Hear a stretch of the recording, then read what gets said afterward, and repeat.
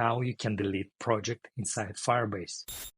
Hey guys, I'm going to start my series of videos about Firebase, and in these videos I'm gonna teach you everything what you should know about Firebase.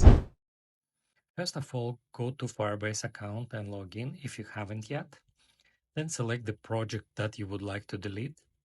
At the left sidebar in the menu Project Overview, click this icon, then select Project Settings.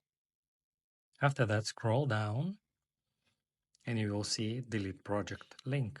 Click on this link, then select all these checkboxes and click Delete Project. That's it.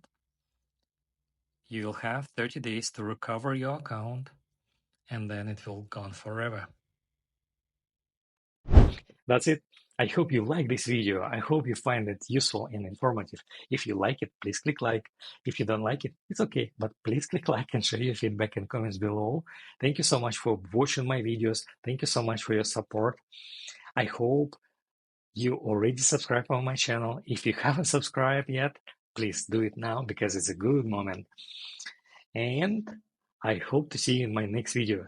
Thank you so much. Bye.